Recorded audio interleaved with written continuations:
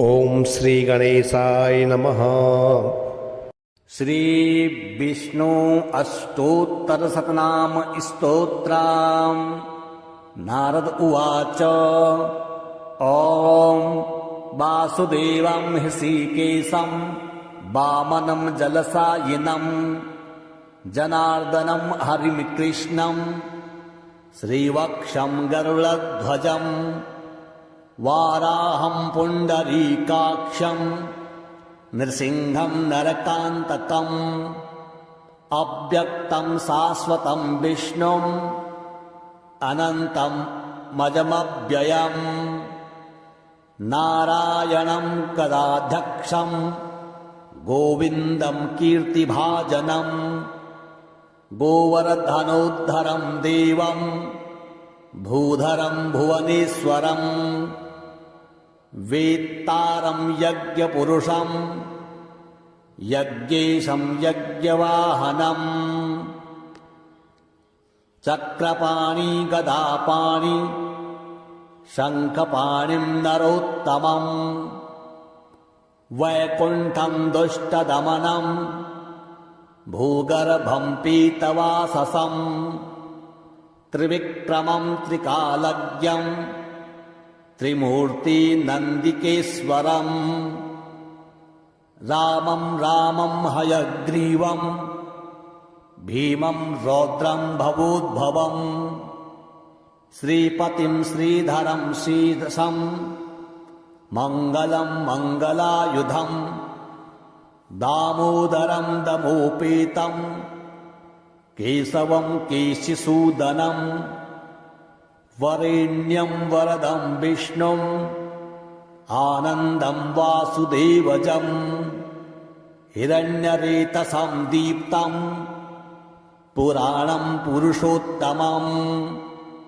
सकलं निष्कलं शुद्धं निर्गुणं गुणशाश्वतं हिरण्यतनुसङ्काशं सूर्यायुतसमप्रभं मेघश्यामं चतुर्बाहुं कुशलं कमलेक्षणं ज्योतिरूपं च स्वरूपं रूपसंस्थितं सर्वज्ञं सर्वरूपस्थं सर्वेशं सर्वतोमुखं ज्ञानं कूटस्थमचलं ज्ञानदं परमं प्रभुं योगी संयोगनिष्पाणं योगिं योगरूपिणम् ईश्वरं सर्वभूतानां वन्दे भूतमयं प्रभुम् इति नाम शतं दिव्यं वैष्णवं खलु पापहम् व्यासेन कथितं पूर्वं सर्वपापप्रणाशनम् यः पठेत् प्रातरुत्थाय स भवेत् वैष्णवो नरः सर्वपापविशुद्धात्मा विष्णुसायुज्यमाप्नुयात् चन्द्रायणसहस्राणि कन्यादानशतानि च गवां लक्षसहस्राणि मुक्तिभागेन्नरः अश्वमेधायुतं पुण्यं फलं प्राप्नोति मानव। नारद उवाच। ॐ वासुदेवं हृषीकेशं वामनं जलसायिनं जनार्दनं हरिं कृष्णं श्रीवक्षं गरुडध्वजं वाराहं पुण्डरीकाक्षं नृसिंहं नरकान्तकम् अव्यक्तं शाश्वतं विष्णुम् अनन्तं मजमव्ययम् नारायणं गदाध्यक्षं गोविन्दं कीर्तिभाजनं गोवर्धनोद्धरं देवं भूधरं भुवनेश्वरं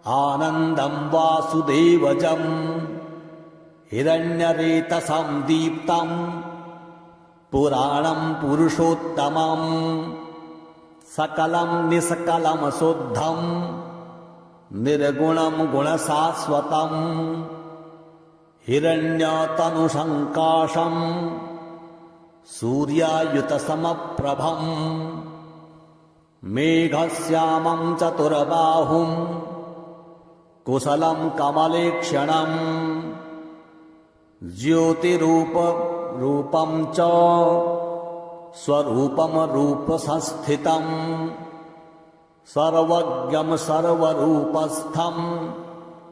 सर्वेशं सर्वतोमुखं ज्ञानं कूटस्थमचलं ज्ञानदं परमं प्रभुं योगी संयोगनिष्पाणं योगिं योगरूपिणम् ईश्वरं सर्वभूतानां वन्दे भूतमयं प्रभुम् इति नाम शतं दिव्यं वैष्णवं खलु पापहम् व्यासेन कथितं पूर्व सर्वपापप्रणाशनम् यः पठेत् प्रातरुत्थाय स भवेत् वैष्णवो नरः सर्वपापविशुद्धात्मा विष्णुसायुज्यमाप्नुयात् चन्द्रायणसहस्राणि कन्यादानशतानि च गवां लक्षसहस्राणि मुक्तिभागेन्नरः अश्वमेधायुतं पुण्यं फलं प्राप्नोति मानव। नारद उवाच ॐ वासुदेवं हृषीकेशं वामनं जलशायिनं जनार्दनं हरिं कृष्णं श्रीवक्षं गरुडध्वजं वाराहं पुण्डरीकाक्षं नृसिंहं नरकान्तकम् अव्यक्तं शाश्वतं विष्णुम् अनन्तं मजमव्ययम् नारायणं कदाध्यक्षं गोविन्दं कीर्तिभाजनं गोवर्धनोद्धरं देवं भूधरं भुवनेश्वरं वेत्तारं यज्ञपुरुषं यज्ञेशं यज्ञवाहनम् चक्रपाणि गदापाणि शङ्खपाणिं नरोत्तमं वैकुण्ठं दुष्टदमनं भूगर्भं पीतवाससं त्रिविक्रमं त्रिकालज्ञं त्रिमूर्तिनन्दिकेश्वरम् रामं रामं हयग्रीवं भीमं रौद्रं भवोद्भवं श्रीपतिं श्रीधरं शीर्षं मङ्गलं मङ्गलायुधं दामोदरं दमोपेतं केशवं केशिसूदनं वरेण्यं वरदं विष्णुम् आनन्दं वासुदेवजं हिरण्यरेतसं दीप्तं पुराणं पुरुषोत्तमं सकलं निष्कलं शुद्धं निर्गुणं गुणशाश्वतं हिरण्यतनुसङ्काशं सूर्यायुतसमप्रभं मेघश्यामं चतुर्बाहुं कुशलं कमलेक्षणं ज्योतिरूपं च स्वरूपं रूपसंस्थितं सर्वज्ञं सर्वरूपस्थं सर्वेशं सर्वतोमुखं ज्ञानं कूटस्थमचलं ज्ञानदं परमं प्रभुं योगी संयोगनिष्पाणम् योगिं योगरूपिणम् ईश्वरं सर्वभूतानां वन्दे भूतमयं प्रभुम् इति नाम सतं दिव्यं वैष्णवं खलु पापहम् व्यासेन कथितं पूर्वं सर्वपापप्रणाशनम् यः पठेत् प्रातरुत्थाय स भवेत् वैष्णवो नरः सर्वपापविशुद्धात्मा विष्णुसायुज्यमाप्नुयात् चन्द्रायणसहस्राणि कन्यादानशतानि च गवां लक्षसहस्राणि मुक्तिभागेन्नरः अश्वमेधायुतं पुण्यं फलं प्राप्नोति मानव। नारद उवाच ॐ वासुदेवं हृषीकेशं वामनं जलसायिनं जनार्दनं हरिं कृष्णं श्रीवक्षं गरुडध्वजं वाराहं पुण्डरीकाक्षं नृसिंहं नरकान्तकम् अव्यक्तं शाश्वतं विष्णुम् अनन्तं मजमव्ययम् नारायणं कदाध्यक्षं गोविन्दं कीर्तिभाजनं गोवर्धनोद्धरं देवं भूधरं भुवनेश्वरं वेत्तारं यज्ञपुरुषं यज्ञेशं यज्ञवाहनम् चक्रपाणि गदापाणि शङ्खपाणिं नरोत्तमम् वैकुण्ठं दुष्टदमनं भूगर्भं पीतवाससं त्रिविक्रमं त्रिकालज्ञं त्रिमूर्तिनन्दिकेश्वरम् रामं रामं हयग्रीवं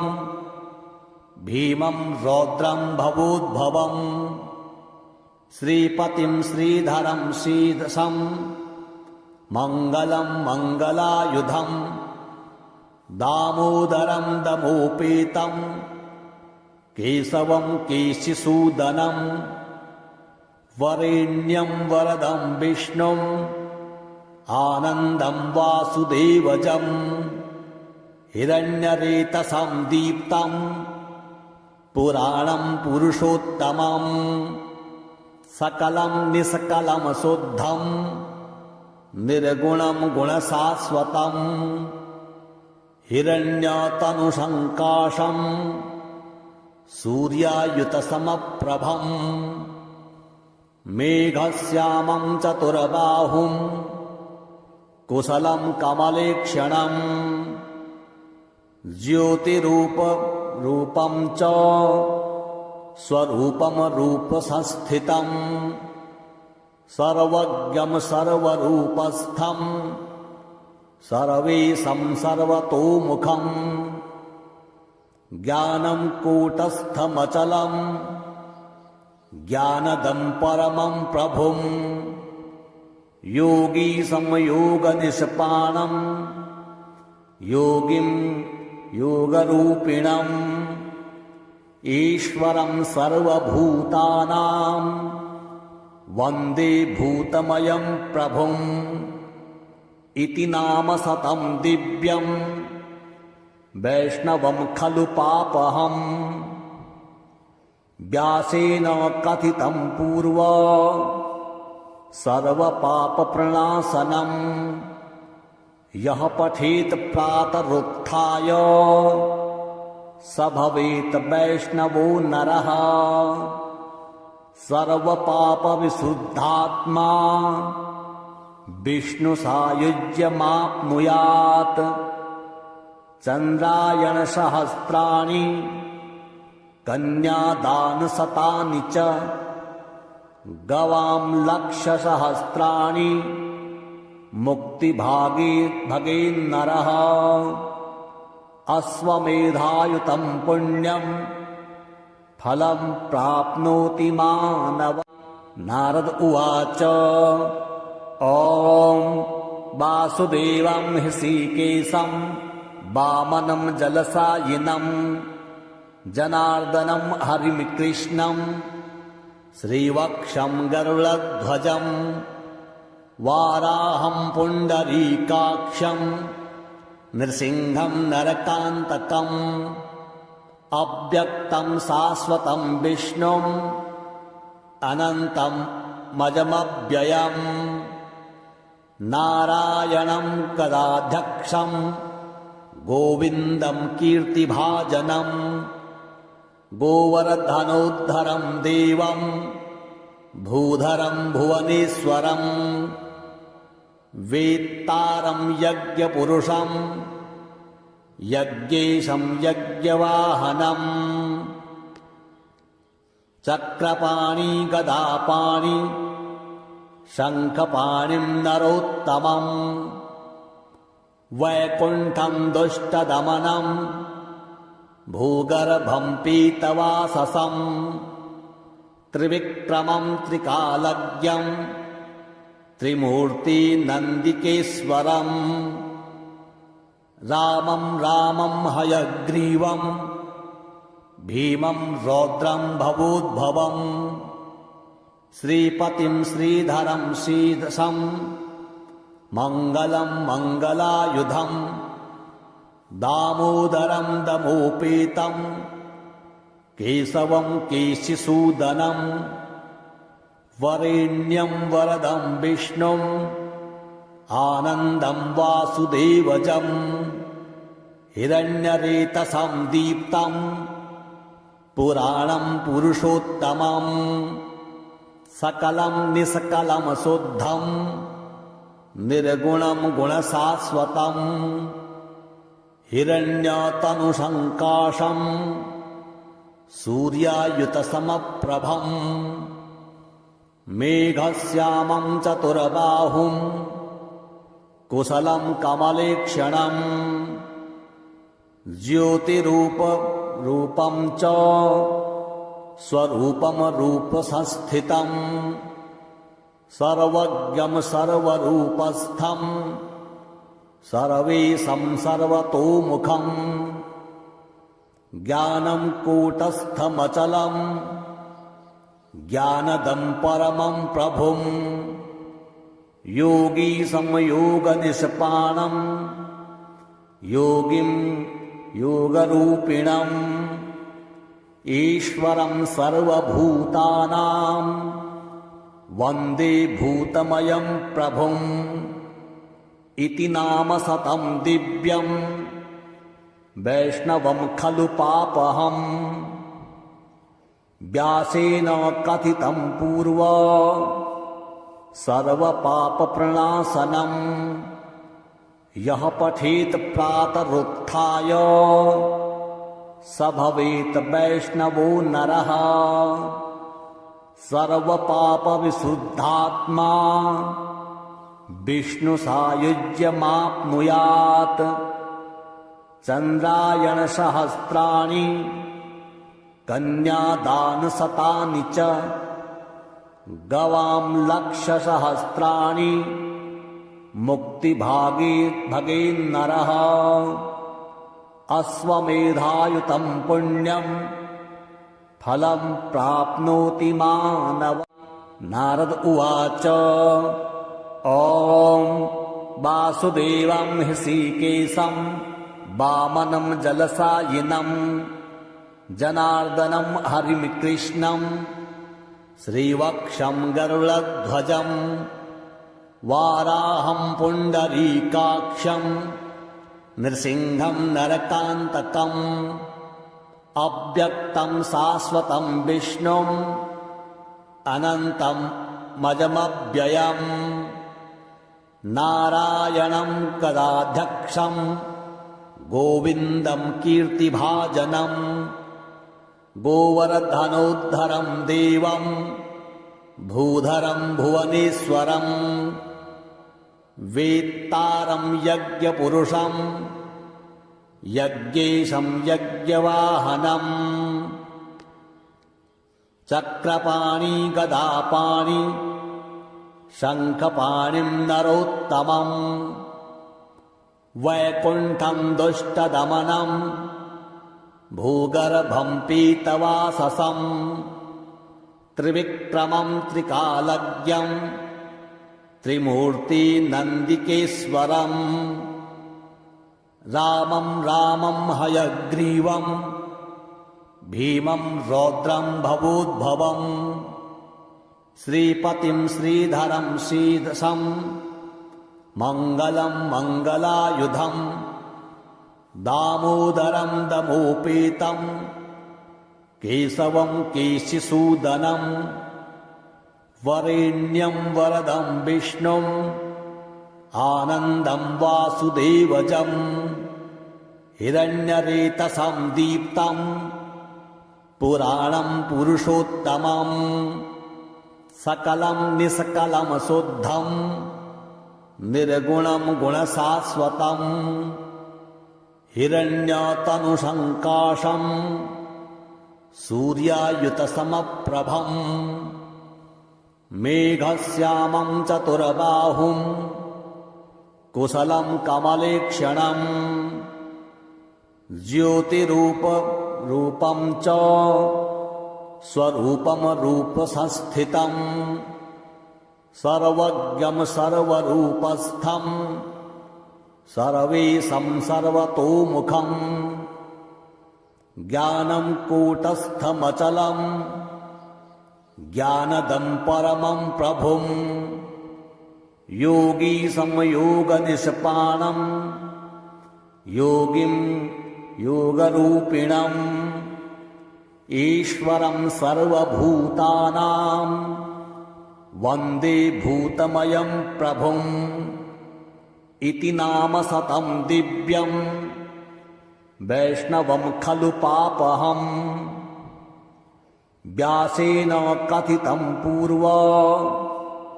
सर्वपापप्रणाशनम् यः पठेत् प्रातरुत्थाय स भवेत् वैष्णवो नरः सर्वपापविशुद्धात्मा विष्णुसायुज्यमाप्नुयात्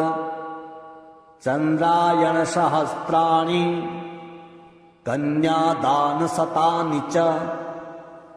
गवां लक्षसहस्राणि मुक्तिभागेन्नरः अश्वमेधायुतं पुण्यं फलं प्राप्नोति मानव। नारद उवाच ॐ वासुदेवं हृषीकेशं वामनं जलसायिनं जनार्दनं हरिं कृष्णं श्रीवक्षं गरुडध्वजं वाराहं पुण्डरीकाक्षं नृसिंहं नरकान्तकम् अव्यक्तं शाश्वतं विष्णुम् अनन्तं मजमव्ययम् नारायणं कदाध्यक्षं गोविन्दं कीर्तिभाजनं गोवर्धनोद्धरं देवं भूधरं भुवनेश्वरं वेत्तारं यज्ञपुरुषं यज्ञेशं यज्ञवाहनम् चक्रपाणि गदापाणि शङ्खपाणिं नरोत्तमम् वैकुण्ठं दुष्टदमनं भूगर्भं पीतवाससं त्रिविक्रमं त्रिकालज्ञं त्रिमूर्तिनन्दिकेश्वरम् रामं रामं हयग्रीवं भीमं रौद्रं भवोद्भवम् श्रीपतिं श्रीधरं शीर्षं मङ्गलं मङ्गलायुधम् दामोदरं दमोपेतं केशवं केशिसूदनं वरेण्यं वरदं विष्णुम् आनन्दं वासुदेवजम् हिरण्यरेतसं दीप्तम् पुराणं पुरुषोत्तमम् सकलं निष्कलं शुद्धं निर्गुणं गुणशाश्वतम् हिरण्यतनुसङ्काशम् सूर्यायुतसमप्रभम् मेघश्यामं चतुर्बाहुं कुशलं कमलेक्षणम् ज्योतिरूपं च स्वरूपं रूपसंस्थितम् सर्वज्ञं सर्वरूपस्थं सर्वेशं सर्वतोमुखम् ज्ञानं कूटस्थमचलम् ज्ञानदं परमं प्रभुम्